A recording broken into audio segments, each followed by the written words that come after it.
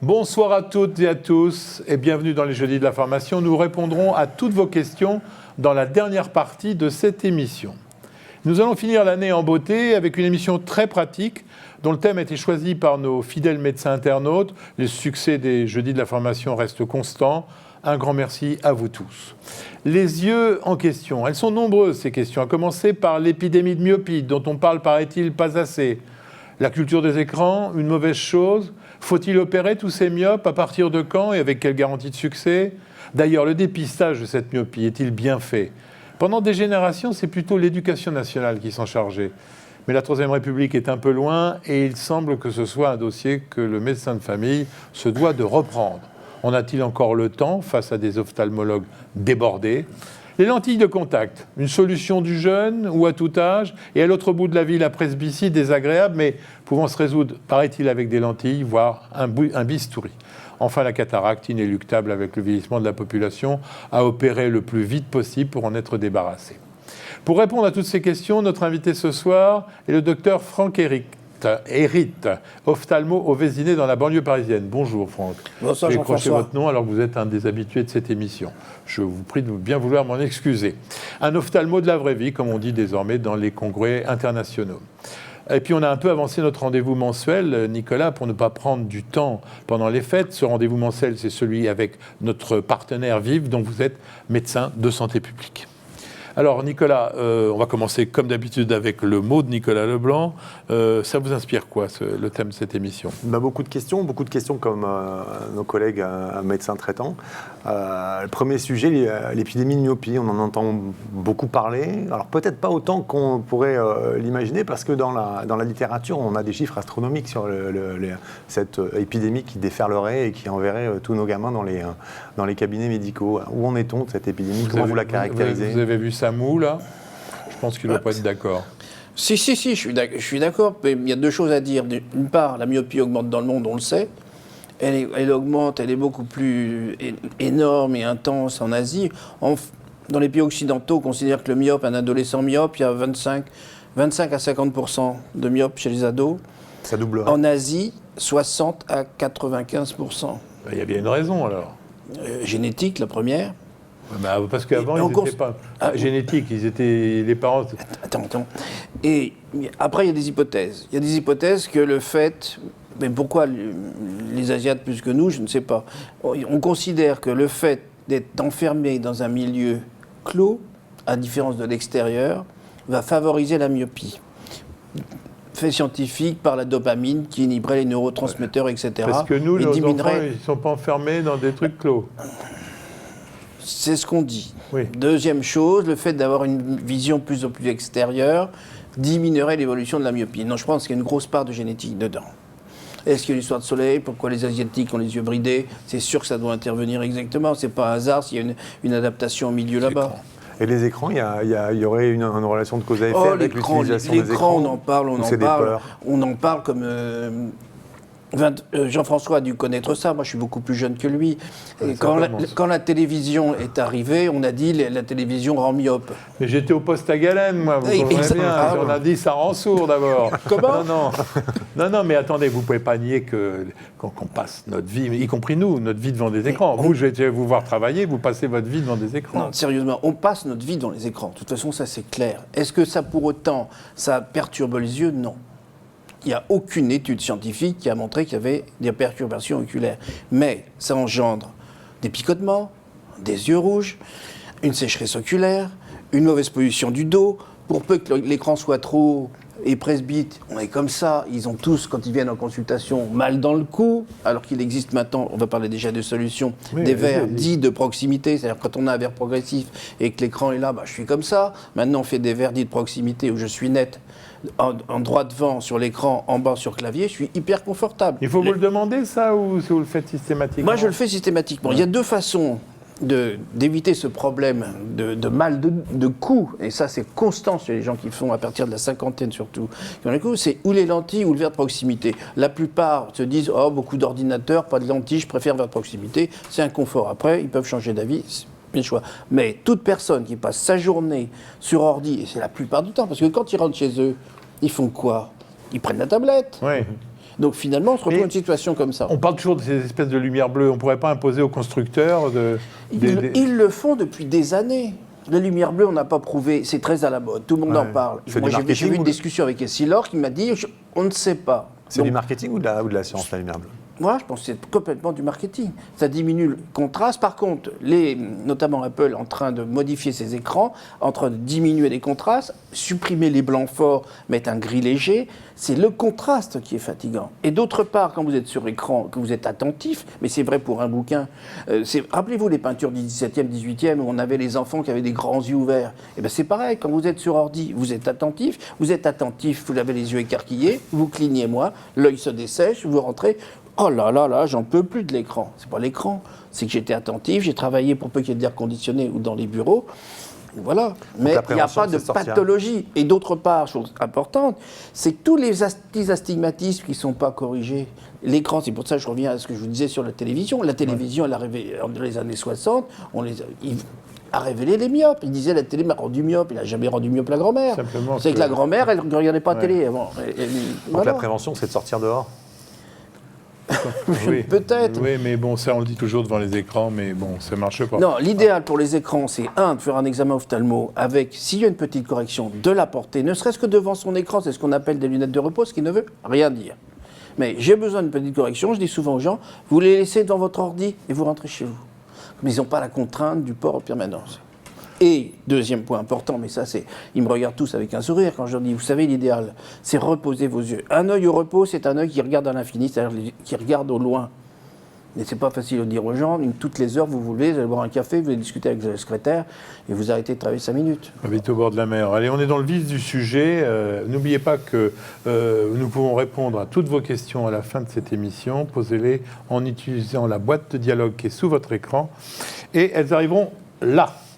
On reste un peu chez l'enfant, Franck Hérite. Vous êtes passionnant et on est déjà très en retard.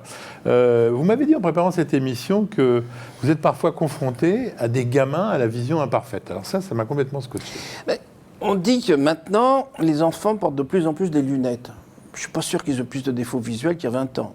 Mais maintenant, ils sont beaucoup plus vus, beaucoup plus examinés qu'il y a 20 ans. Mais le problème actuel, c'est que qui va faire le dépistage? Parce qu'il y a beaucoup moins de monde dans les écoles. Bah oui, c'est paradoxal ce que vous êtes en train de dire. C'est paradoxal parce qu'en région parisienne, mais... région parisienne, ils sont beaucoup plus suivis. C'est sûr. Ouais. Il n'y a pas les délais dont on avait déjà parlé dans nos émissions de 1 an.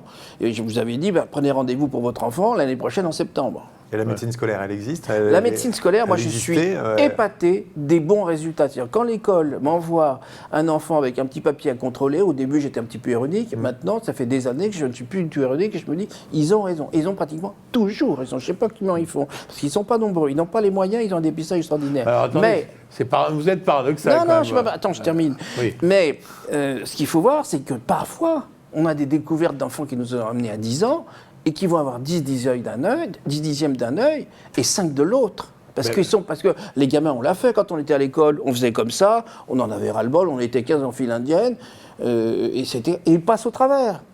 Moi, je pense que vraiment, actuellement, même si les délais sont longs, particulièrement en province, tout enfant devrait voir un ophtalmo avant le CP. Le généraliste, il fait ce qu'il peut, mais pareil, il n'a pas les machines qu'on a. Et puis vous avez des enfants, des enfants hypermétropes qui compensent leur hypermétropie, c'est-à-dire qu'ils sont capables de lire 10 dixièmes et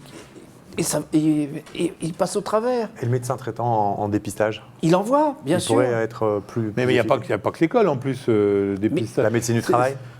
C'est qui oui, la médecine du travail, vous aimez la médecine scolaire, mais pas la médecine du travail. Si, la médecine du travail, de temps en temps, à 50 ans, on lui dit, vous savez, vous devriez quand même porter des lunettes pour voir de près. À 50 ans, ça fait 10 ans qu'il devrait porter presque des lunettes. À quel rythme on doit voir? Je suis médecin généraliste, est-ce que moi je dois faire un contrôle ophtalmo de ma clientèle, ou est-ce que je dois systématiquement dire, vous allez voir un ophtalmo tous les... Pour moi, systématiquement, avant la rentrée du CP, c'est-à-dire entre 4 et 5 ans, un enfant doit voir un ophtalmo. D'accord, mais ça on l'a compris. Mais alors après, on sort du CP, on vient... Après, ils sont déjà beaucoup plus grands, et là, le généraliste peut voir intervenir, lui faire cacher un œil. Ils sont plus grands. Non, mais après, on sort de l'enfance. Après, se faire contrôler les yeux, c'est... Si on n'a pas de lunettes, si on n'a pas de problème, Et les parents peuvent contrôler, ils mettent un Je jour parle pas comme des je leur parents, dis. je parle des parents, là, d'eux-mêmes. D'eux-mêmes, ils mettent, je leur dis, moi, des fois, le gamin, il n'a rien, 10 ans. Il ne veut pas sortir du gamin, hein, vous avez remarqué. Mais 10 ans, 13, Non, mais 14 je ans. vous dis, par exemple, nous, on a tous des lunettes, si ça vous, mais vous, on sait que vous cachez bien votre jeu. On doit aller voir. Si on n'a pas de lunettes, on doit aller tous les combien? 2 ans, 3 ans. Tous les 2 ans. Et chez un ophtalmo, c'est pas le travail du médecin traitant. Non, c'est le travail de l'ophtalmo. Bon, alors, on va aller sortir des enfants et du contrôle. Juste un truc, si je Oui. peux me permettre. Où on les voit beaucoup, c'est souvent à la Toussaint ou en décembre chez les grands. Pourquoi? Pourquoi? Et là, je les vois Ils n'ont tous pas seuls. réussi à lire la plaque sur la tombe du grand-père? Non, c'est ceux qui sont en maths sup ou maths spé, très souvent dans les prépas, ils sont tellement stressés qu'ils écrivent comme ça, à 10 cm. Ce qui fait que après, on leur dit, ils ne voient pas le tableau, ils viennent en consultation en disant, j'ai une tête comme ça, parce qu'ils ont tellement forcé leur accommodation et leur convergence par le stress, que rien que quand je les vois en consultation, déjà, ils sont voûtés. Et ils se plaignent de maux de tête. Et une des premières choses qui doit être dit aux enfants, je pense que je généralise aux enfants, contrôler, et c'est simple, est-ce que tu te tiens droit quand tu écris? Tout bête. Tu sais, j'en vois à chaque vacances. D'accord. Et c'est sûr que c'est pas quand ils vont faire des révisions qu'on va lui dire, mon gars, tu vas te tenir droit maintenant. Alors, on va aller sur le secteur de prédilection, entre autres, du docteur Hérite, qui sont les lentilles. On peut les proposer à un enfant, les lentilles? Il y a des cas particuliers, cataracte congénitale, Oui, je non, ne parle non. pas de ça, je parle Parle de lambda. la vraie vie. Le lambda, la vraie vie, c'est le gamin qui fait du sport. Dès l'âge de 8 ans, plutôt que faire du rugby, on a vu que c'était dangereux, mais si en plus il fait du rugby avec des lunettes, je ne vous dis pas, parce que soit il n'aimait pas, il ne voit rien, et s'il l'aimait, c'est encore plus dangereux puisqu'il va les casser. D'accord. Dès l'âge de 8 ans, on peut mettre, et c'est pas difficile, et je n'ai jamais vu, j'en touche du bois, je n'ai jamais vu une complication chez des Pas de enfants. problème sceptique. Jamais. Parce que jusqu'à l'âge de 10 ans, déjà, ils font plaisir à maman. Donc c'est super bien entretenu, il n'y a pas de problème, etc. Après, au niveau de l'adolescence, il faut serrer un petit peu les boulons et les cadrer. Mais quel contrôle? Vous les voyez régulièrement? Une fois par an? Une fois par an, ça suffit. Et les lentilles, c'est valable pour tous les porteurs de lunettes ou il y a des Maintenant, tous. myopes, non. Attendez, là, vous tombez dans un truc où vous allez repartir avec un rendez-vous, Nicolas. Mais non, mais Par exemple, on peut lui poser Mais une les question. gamins, Un presbyte, des Pourquoi, lentilles pour pourquoi, presbyte. non, mais pourquoi vous êtes myope? Un peu myope. Pourquoi vous n'avez jamais mis de lentilles? Je fais votre boulot. là. Bertie Jean-François. Écoute, on en parle après l'émission. Mais non, c'est pourquoi? C'est très simple chez les presbytes. Si vous voulez, on en parle maintenant. Chez les presbytes, c'est très simple. Soit les ophtalmos veulent pas le faire ou savent pas le faire. Veulent pas le faire parce que ça prend du temps. Savent pas le faire parce qu'ils n'ont pas le temps, ils n'ont pas appris, ils savent pas le faire. Et deuxième chose importante, la plus importante, c'est que l'opticien va dire « Oh mais vous êtes bien avec vos lunettes, ça vous va bien, vous êtes plus jolie. » La presbytie en lentilles, ça marche pas. Bon, alors, Vous savez quel est le pourcentage Oui, de presbytes équipés en lentilles non. en France? Si je vous donne 3 chiffres, vous allez me dire lequel est vrai. c'est lui qui fait Deux- l'émission. 2%, Oui. 10%, 20%. Bah, je suppose que c'est 2%. C'est 2%. Bah oui, mais là, bah, vous êtes au niveau animation, il aurait fallu faire un peu différent. Parce que on se rendait compte que ça allait être 2%. Bon, mais alors vous, ok, 2%, pour vous, d'ailleurs, vous m'avez dit, je viens avec... Parce que la dernière fois, il faisait un plaidoyer sur les lentilles pour presbyte et il était arrivé avec des lunettes. Donc je lui avais dit, il faut commencer par soi-même. Donc là, vous avez des lentilles de presbyte. Oui, parce que je suis venu en taxi, parce que quand il pleut l'hiver et qu'il fait nuit, je suis pas bien. Et surtout quand je connais pas le chemin. Ouais. Là, je me mets des lunettes. Ouais. Mais là, je suis venu en taxi, ça va. Et toute la journée, ce matin, j'opérais avec Daras, qui n'a pas pu venir. Oui. On est tous les deux presbytes, on opère avec nos lentilles. Mais, alors oui, excusez-moi de signaler, vous avez reçu, quand vous avez reçu le mail pour cette émission, il devait y avoir 2 ophtalmos. Il devait y avoir le docteur Darras, qui malheureusement a eu un problème de santé dans son entourage, il n'a pas pu être là ce soir. Donc vous, les lentilles pour presbyte, les gens vous les demandent ou c'est vous qui les imposez? Ah, j'impose rien. Voilà, je suis sûr que ma question n'était pas bonne. Qui les conseillait? Non, je ne conseille pas non plus. Moi, le rôle de l'ophtalmo, en ce qui matière, que ce soit lunettes, lentilles ou chirurgie, c'est de dire vous avez la possibilité de porter des lunettes, vous êtes aussi adaptable en lentilles, et si vous le voulez, il y a de la chirurgie dans le cas où c'est possible. Après, mais la plupart des gens me disent en consultation, ah, ça existe les lentilles de presbyte? On ne sait pas à l'heure actuelle que ça existe. Et il y a un taux d'échec de combien pour les porteurs de lentilles? Si je lui dis 5%, il ne va pas me croire. Je dirais Si, je vous crois, moi. franchement, Moi, c'est ma spécialité, la presbytie. J'ai 95%. Et avec l'avancée en âge, on conseille toujours les lentilles. Il n'y a pas un âge. Alors, vous êtes en maison de retraite. Ça, c'est très. Ce que vous me dites on fait continue plaisir. à porter des lentilles. Pas Du coup, c'est une bonne question, comme dirait Jean-François. C'est-à-dire qu'on pense encore, ça a été dit il y a 30 ans, que l'on pouvait porter seulement quelques années des lentilles. Et ça, vous l'entendrez, mais régulièrement. J'ai des parents qui disent: ah, mais non, mon fils, vous comprenez, il a 12 ans, s'il veut porter des lentilles pendant 20 ans. C'était vrai il y a 30 ans. Pourquoi c'était vrai il y a 30 ans? Parce qu'il y a 30 ans, les lentilles, on ne savait pas combien de temps ça allait durer. Maintenant, on sait qu'il y a des journalières, des 15 jours, des mensuels. Avant, on les gardait 2 ans. Et puis, on se dit, au bout de 2 ans, on attendait qu'elle tombe, ou qu'elle sorte d'un bouillon de culture, etc. Et il y avait des produits d'entretien de lentilles hyper toxiques. Ah, ça nettoyait, il n'y avait pas de germes. Hein. Ça, il n'y avait plus rien. Il faisait des allergies, des yeux comme ça. Donc, d'ailleurs, c'est une amie qui est pharmacienne qui avait dit en congrès, vous savez, les lunettes, les lentilles, vous ne pourrez les porter que quelques années. Mais c'est complètement fini. Ça n'existe plus. Moi, les gens que j'opère de cataracte, une fois que je les ai équipés en lentilles 20 ans avant, quand je les opère, ils me disent: hey, docteur, c'est vous qui m'avez mis des lentilles. Moi, je ne veux pas porter des lunettes après. Hein. Ouais. Donc, ça veut dire qu'il n'y a pas de limite d'âge. Les ports permanents, on peut les garder combien de temps? Les lentilles qu'on garde 1 mois, 2 mois, Les ports permanents en lentilles rigides, oui. Ouais. En lentilles souples, ça a été une tentative, il y a eu plein de complications. Il ne faut plus que ça existe. On ne dort pas avec ces lentilles. C'est-à-dire, avec les matériaux actuels, les matériaux actuels laissent passer l'oxygène comme si on n'avait rien. Donc, c'est-à-dire, le gamin qui va en boîte jusqu'à 3 h du matin, moi, ça ne me dérange pas. D'accord. Il n'y a jamais de problème. Les problèmes, ils surviennent quand il commence à prendre n'importe quel produit d'entretien, mais surtout qu'il commence à dormir avec, alors que c'est pas tôt ou tard, j'en ai encore vu récemment des complications, ou qu'une lentille d'un mois, on est dans les pays latins, on les fait durer 6 semaines. Et puis on vous dit, moi, docteur, tant que ça va bien, que je vois bien, je continue jusqu'au jour où on abandonne. Pourquoi? Parce qu'il y a beaucoup d'abandon de porteurs de lentilles. Parce que les règles de base ne sont pas respectées. Mais sinon, les complications de lentilles, on n'en voit pratiquement plus jamais. Alors vous auriez pu me demander, Nicolas, pourquoi moi aussi je n'avais pas de lentilles. J'attendais cette réponse-là. Non. En fin de compte. Jean-François, pourquoi n'avez-vous pas de lentilles? Eh bien parce que je trouve que, contrairement à ce que les gens pourraient penser, je suis timide et que le fait... Non, mais je vous jure, je ne plaisante pas. La lunette est une protection contre la timidité. Quand j'enlève mes lunettes, j'ai comme une partie de moi qui s'en va. Voilà, moi je vais me sortir du divan et je me relève pour poursuivre l'émission. Mais non, et puis alors évidemment, Franck Hérit, vous avez remarqué qu'il me tutoie par moment, bien évidemment, parce que c'est un ophtalmo avec qui j'ai fait l'expérience des lentilles. Pour le moment, je ne suis pas convaincu des lentilles de presbytie, mais le docteur Lemonnier, qui fait des émissions de traitement ici, a des lentilles de presbyte. Donc, si vous voulez, je crois que c'est une question, il faut avoir envie aussi de les avoir. Alors, autre question que vous auriez pu me poser et que je vous pose, pourquoi nous ne sommes pas fait opérer? Parce qu'il y a le bistouri. Et vous êtes un champion de bistouri chez les myopes. Alors, on commence... c'est une intervention totalement au point? Oui. Aujourd'hui? Oui. Ça se passe comment en pratique? Vous arrivez le matin, vous sortez 2 heures après et vous voyez correctement? Immédiatement? On programme l'intervention, j'en ai fait ce matin, je les programme toutes les demi-heures. Ça va durer 10 minutes, on passe plus de temps à régler les ordinateurs, à revoir tous les examens encore une dernière fois, etc. C'est très long. Est-ce que ça fait mal? Non. Est-ce que ça fait peur? Oui, ils sont terrorisés. J'en ai une ce matin qui est partie en pleurant. Et j'ai dit, vous avez eu mal? Non, mais j'ai peur. Elle a eu tellement stressé avant qu'elle pleurait.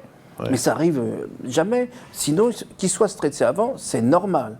Mais ça ne fait pas mal. Et la récupération visuelle, selon la technique chirurgicale, je parle des myopes, hein, ils vont venir en voiture demain matin au cabinet. Sauf si on fait une autre technique qui s'appelle, ça s'appelle la PKR, où on enlève l'épithélium et on fait le laser, on met une lentille. J'enlèverai la lentille lundi matin, ils auront une récupération visuelle. Mais dans 90... Pourquoi vous mettez une lentille? Elle sert à quoi cette lentille? Parce que quand on fait ce qu'on appelle le LASIK, le LASIK, c'est on fait une découpe au laser dans l'épaisseur, puis on retourne la cornée, un autre laser va aplanir la cornée et on remet le volet. Là, pas de douleur. Ça picote l'après-midi et le lendemain matin, ils viennent en voiture. Ça, c'est 90% des cas. Dans quelques pourcents des cas, on va dire 5%, on ne peut pas parce qu'on a une cornée trop mince. Donc, pas de risque. Qu'est-ce que l'on fait? Soit on va gratter l'épithélium mécaniquement ou avec de l'alcool ou maintenant avec le laser, qui le fait directement. C'est-à-dire qu'on mesure avec un appareil l'épaisseur de l'épithélium. Il va calculer l'épaisseur de l'épithélium, traiter le laser, il fait tout en même temps. Et ça dure 5 minutes. Mais inconvénient, comme il n'y a plus d'épithélium, ça fait mal après, parce que la cornée est à vif. Donc je mets une lentille dessus, D'accord. qui vont garder 3-4 jours. Je vais les revoir demain, je vais les revoir éventuellement samedi et lundi. Je retire la lentille, l'épithélium est cicatrisé, ils ont Vous récupéré. faites les 2 yeux en même temps ou Toujours, un par un? toujours. Et autrefois, on disait on va faire Alors pourquoi est-ce qu'on disait ça? Effectivement, on à disait cause de l'infection, je suppose. on avait peur. Il y avait 2 causes. On se disait, oui, mais s'il y a une infection, en fait, il n'y a jamais d'infection sur une chirurgie de la myopie. On n'en voit pas dans la littérature. Deuxième cause, on se disait, oui, mais si j'affiche tant de durée de laser et qu'il est encore myope, finalement, je ne veux pas m'en servir sur le deuxième. Donc ça ne sert à rien. Et d'autre part, moi je vais vous raconter, oui, c'est vieux, hein. Quand je suis passé d'un œil à 2 yeux, j'étais dans le même centre laser où je suis maintenant, ça fait quand même quelques années. Et le responsable du centre, qui est un ami, me dit, pourquoi tu fais? Moi je fais les 2 yeux, pourquoi tu fais un? Oh bah écoute, il me dit, tu sais pourquoi? Il me dit, tu as peur. Et il m'a dit, tu sais bien qu'il n'y a pas d'infection, tu sais bien que ça ne sert à rien. J'en avais 11 dans l'après-midi. À chaque patient, j'en ai fait un. Je lui dis, est-ce que vous voulez revenir dans un mois ou vous voulez qu'on le fasse maintenant? Ben, ils m'ont tous dit, j'ai tellement eu peur, j'ai pas envie de recommencer d'avoir peur. Et j'ai fait les 11 d'un coup. Et du coup, maintenant, on fait systématiquement les 2 yeux et c'est fini. Vous avez que des aventuriers dans votre clientèle, hein, des gens qui disent allons-y. Non, j'en ai dû en voir un il y a 2-3 ans qui m'a dit, moi, je vous m'en faites qu'un, pas le deuxième. Ouais, on l'a fait un mois après. C'est cher. Chirurgie de la myopie autour de 1 000 euros par œil. Pareil, donc 2 000 euros. Oui, ça a et baissé. si on considère le nombre de paires de lunettes que ça évite au total, Ben, ça c'est clair. c'est un Mais truc gagnant. C'est pas seulement une histoire d'argent, je crois. Les gens veulent se débarrasser. C'est pas qu'ils supportent pas les lentilles, parce que la plupart que j'opère portent déjà des lentilles. Mais un jour, ils se disent, et ça je ne sais pas pourquoi, ils disent allez, on y va. Alors c'est pas moi qui les pousse, mais dans un dîner, j'ai dîné avec des copains, ils se sont fait opérer de myopie. Oui, c'est surtout ça. Ça se décide à quel âge, en fait, dans votre Moi, pas trop tôt. Moi, je trouve pas avant 22 ans. Ouais. Et on dit une myopie stable, ce qui ne veut rien dire. La myopie stable, c'est quand je vois pendant 3-4 ans que ça bouge pratiquement pas, je considère que c'est stable, on ne sait pas, ça va pousser. Qu'est-ce qui va se passer à un myope de 24-25 ans? La probabilité qu'il augmente beaucoup sa myopie, elle est faible, on est d'accord. Sauf si une femme qui peut avoir des enfants, etc., on sait que c'est un facteur. Mais sinon, il va être myope de 0,50, 0,75 dans les années suivantes. Ça veut dire quoi? Ça veut dire qu'il va mettre des lunettes pour conduire de nuit.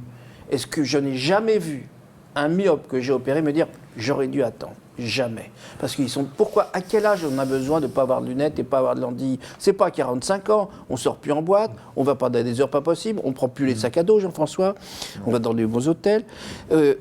On n'a pas la même vie, on fait du sport, on n'en fait plus après. Le dimanche, on est fatigué. Donc c'est 25 ans, 40 ans, je dirais, où ils sont super contents de ne plus avoir de prothèse. Et les médecins de famille jouent un rôle de prescription ou pas? Dans votre pratique, c'est les gens qui viennent vous voir, ils sont adressés par les médecins de famille ou c'est des décisions propres? C'est des décisions propres, c'est le bouche à oreille. Ouais. Votre médecin de famille va dire, vous savez que ça existe, parlez-en à votre ophtalmo. Oui, ça souvent. On peut regretter qu'ils ne soient pas plus moteurs que vous qui nous regardez ce soir. Est-ce que vous avez envie de leur dire, signalez-le? Parce que vous êtes marrant de dire c'est du bouche à oreille dans les dîners mondains, mais il n'y a pas que des dîners mondains. Et donc, il y a des gens qui ne savent pas que ça existe. Mais je vais vous dire, je suis tout à fait d'accord avec vous. L'idéal serait adressez-vous à nos...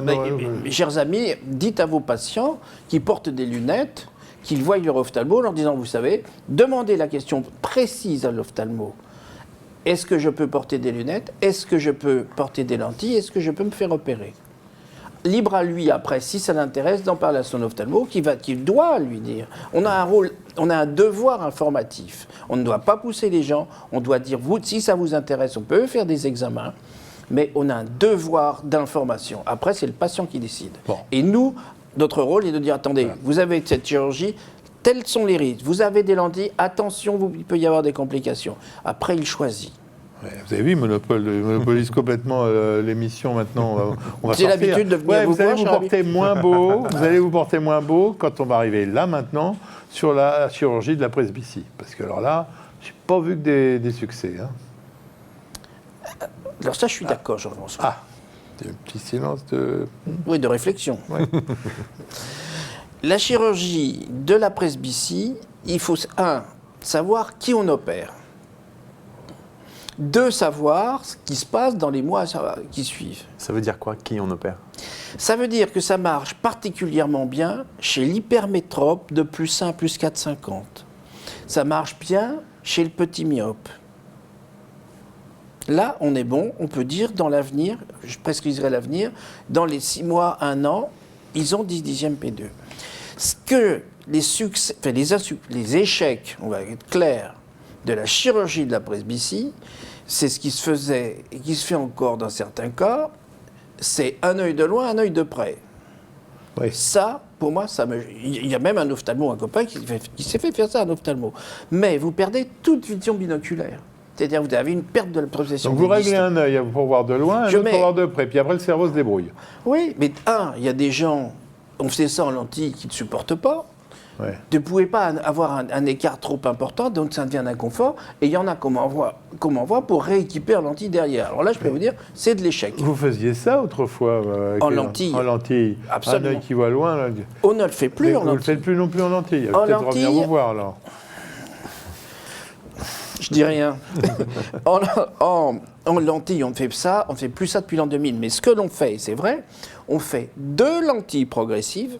Ouais. Et on va donner un petit coup de pouce suivant les activités des gens. La personne qui va travailler, qui est comptable, on va donner un coup de pouce sur la vision de près. Celui qui est chauffeur poids lourd, sur la vision de loin. Mais ça reste 2 lentilles progressives. Et pas, c'est fini le coup d'un œil de loin. Et c'est des lentilles progressives qui ressemblent au verre progressif des lunettes ou c'est une autre technique? Totalement différent. Quand vous avez un verre progressif, imaginez que j'ai un verre progressif. Suivant la position de ma tête, quand je regarde le poste qui est en face de moi, j'utilise le haut du verre. Si je veux lire mon papier, je baisse les yeux. Donc, un verre progressif, c'est une succession de rectangles élémentaires entre le haut et le bas sur 1 centimètre. D'accord ? La lentille, c'est globalement vision de près centrale et des cercles concentriques pour la vision de plus en plus loin. Et c'est beaucoup plus complexe parce que le cerveau va recevoir une infinité d'images entre le loin et le près. Il va aller choisir l'image là.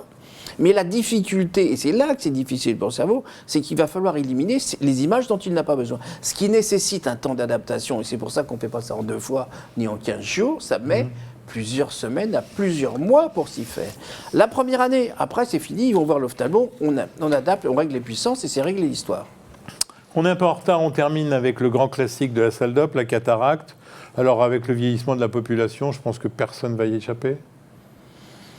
Très peu de gens y réchappent. À partir de 60 ans, on a tous une opacité, on va les opérer entre 75 et 80 ans. Technique simple C'est jamais. J'aime pas dire que la chirurgie est simple. Ouais, non, c'est la chirurgie Technique au point. qui est super au point. On met des implants pour le moment monofocaux. Il existe des implants multifocaux, c'est-à-dire progressifs. C'est 3% des implants en France. On en parle beaucoup. Moi, j'aimerais pas qu'on m'en mette. On fait les deux yeux le même jour ou pas pour la cataracte? Non, là jamais non. Parce que là, si on a une infection sur un œil, risque de l'autre. Et les contre-indications sont lesquelles de la chirurgie de la cataracte? J'ai certaines cornées pathologiques, où on sait que malheureusement, s'il y a un endothélium qui n'a pas assez de cellules, on ne va pas y aller. On ne va pas le faire. S'il y a une DMLA très importante qui ne voit rien derrière, aucun intérêt de l'opérer. Ouais. Mais il récupère très vite. Maintenant, on a des incisions de 2 mm, donc on fait les lunettes dans les jours qui suivent. Mais, juste une chose à préciser, tout opéré de cataracte a des lunettes.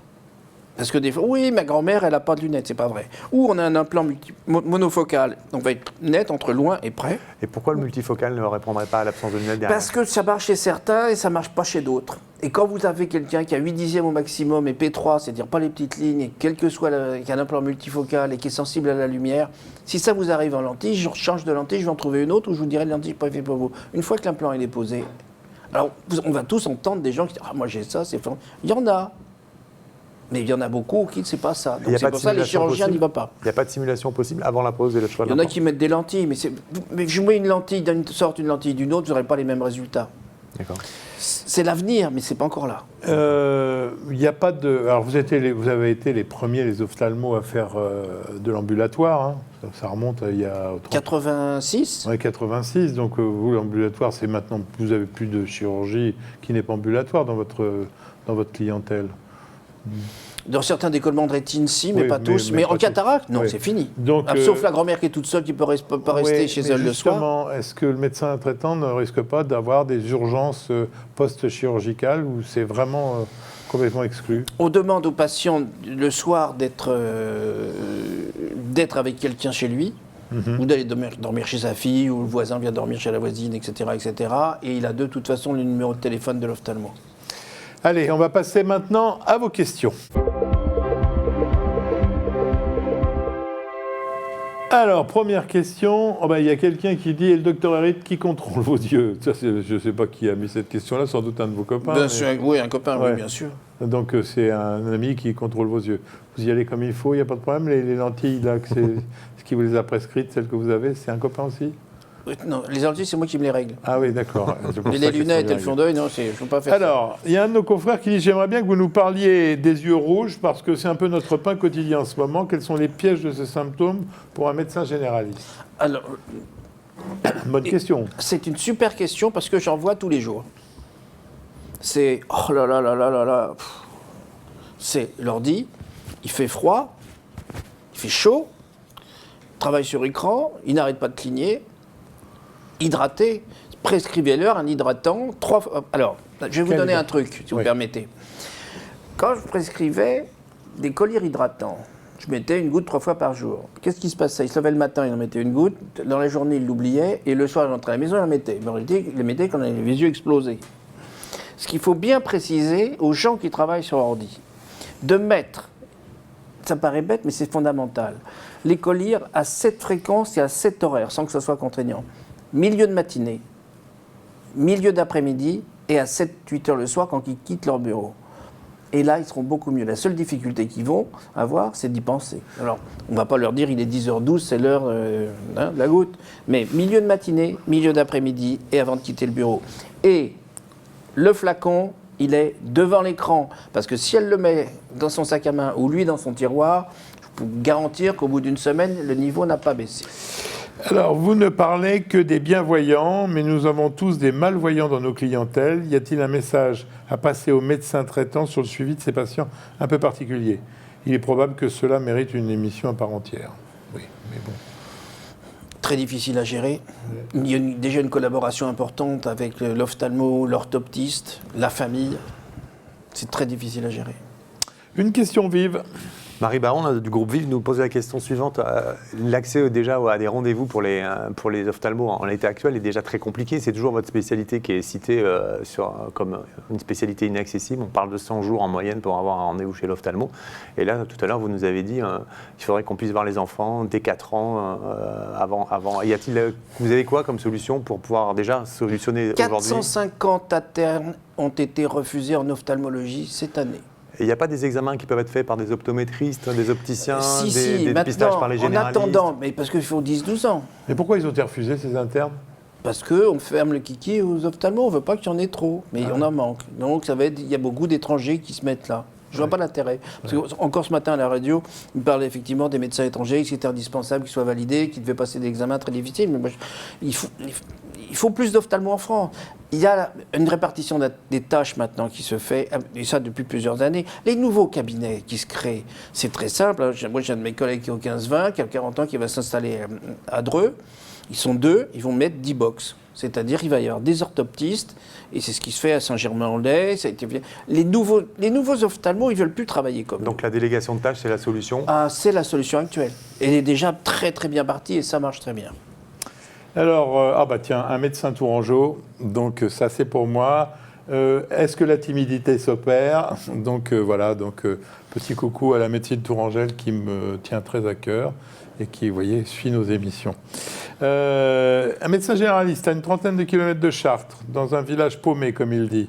La plupart des patients sont trop pressés pour dire les choses là, c'est compliqué, et se planifier. Mais quelle formation devons-nous avoir, nous, les ophtalmologues, les médecins généralistes, sur l'urgence ophtalmo? C'est compliqué. Oui, mais enfin, vous êtes là pour répondre à des questions Oui, compliquées. je sais. Il n'y a pas que des questions... Je crois que, à part la conjonctivite, c'est difficile d'avoir une idée parce qu'on va passer au... Qu'est-ce qui va se passer s'ils prennent trop de choses en charge? Ils vont passer à côté et ça va leur tomber dessus. Oui. Donc, à part la conjonctivite, je crois un œil qui ne voit pas, c'est une urgence. Un petit bout d'émail de fer dans un œil, c'est... Il ne peut pas y arriver, il n'a pas le matériel, il n'a pas les miroirs, il n'a pas les systèmes Donc consistants. l'urgence, ça consiste à dire, c'est urgent, il faut que vous alliez voir un ophtalmo. Or, Si c'est une infection bénigne qui commence, oui, puis il va donner un antibiotique. Si, un conseil, ne donnez pas des corticoïdes aux patients. ouais, pourquoi? Si c'est un herpès, il brûle son œil. Ouais. Donc pas de corticoïdes, pas Pas de col- Sterdex, pas de collier corticoïdes. Et puis téléphoner à son ophtalmo, moi il me téléphone régulièrement, dire tu peux voir un tel, il est allé au 15-20, il a attendu 7 heures jeudi, à bout de 7 heures il a dit il en reste combien? Il restait 7 patients, le type était prof de maths en maths spé à Neuilly, je l'ai vu le samedi matin, il avait un décollement de rétine. Ce médecin de Chartres insiste et persiste. Je signale que tous les ophtalmos libéraux n'assurent pas les urgences au-delà de 18-19 heures.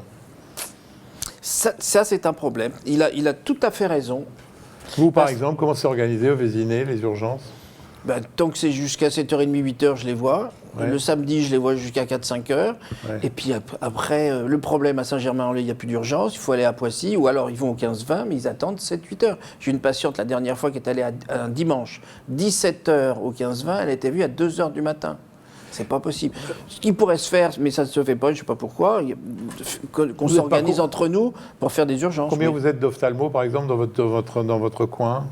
Au Vésiné, on est 4. À Chatou, ils sont 4. À Et vous n'avez Saint-Germain. pas réussi à vous organiser? Vous seriez d'accord, vous? Moi, oui, titre bah oui, j'ai personnel fait tellement de garde que Oui. je me fais Et pas la beaucoup. télémédecine, c'est pas un moyen de... Surtout, bonjour les procès, à la bon courage. Pourquoi? Mais ça va être... Il y a un avenant qui vient ça va d'être... faire pour faire des lunettes, pour faire des choses comme ça, mais ils vont passer à côté de tellement de choses qu'on ne peut pas voir que ça, moi, j'y crois pas. Ne croyez pas à l'écran pour voir l'œil. Il faut le... Non, faut de la 3D. ça se fait déjà, la sécurité sociale veut que pour les diabétiques, effectivement, il y a des gens qui fassent les photos, interpréter, oui, il y a des choses pour que ça va avoir, mais attention de ne pas passer à côté, quoi. Une autre question, vive? Comme surveillance, oui. Surveillance d'une rétine, tenez, vous voyez, une angio, hop, on l'envoie à des centres, tout à fait. Il y a une épidémie de diabète, donc qu'est-ce que vous conseillez aux médecins traitants dans le suivi du diabète? On a le traditionnel fond d'œil. Est-ce que c'est fait avec régularité? Est-ce que c'est suffisamment suivi ou il y a 2-3 conseils à donner sur la rétine? Je trouve qu'ils C'est sont la première cause de relativement- cécité, me Oui, semble-t-il, en première France. cause de cécité dans le monde, et je trouve qu'ils sont relativement bien suivis, on les voit tous les ans, tous les 2 ans. Et en général, ils jouent le jeu et on joue le jeu. Mais je crois que là-dessus, les généralistes sont très, très vigilants. Sur, Oui, sur le la- fond d'œil, ils le fond savent. d'œil, oui. Ouais. Pas d'autres questions? Alors, des petites questions courtes. La nouvelle méthode de maquillage dont certains sont indélébiles, est-ce que cela gêne? Est-ce que c'est un problème? Non, l'eyeliner, non, ça gêne pas du tout. Parce que c'est au niveau des Vous ne le paupières. déconseillez pas, quoi. Non, pas du tout, mais c'est fréquent. J'en ai fait, j'avais appris sur des oreilles de cochon. mais c'est comme ça qu'on apprend. Hein. Mais bon, Ah, j'ai parce que arrêté. vous faites du maquillage? Non, non, aussi. je fais pas, j'ai abandonné. Ah bon, non. parce que... Non, mais ça, ils ont pris comme ça, mais c'est pas du tout gênant parce que ça touche la paupière. Ouais. Et maintenant, c'est fait dans des centres où l'hygiène est hyper respectée, gants, etc., des infections. Moi, j'ai jamais vu une complication. Bon, tout le monde sait que vous avez les yeux bruns, mais là, aujourd'hui, vous avez les yeux bleus. Oui, j'ai c'est mis parce des que- lentilles bleues, oui. Des lentilles qui...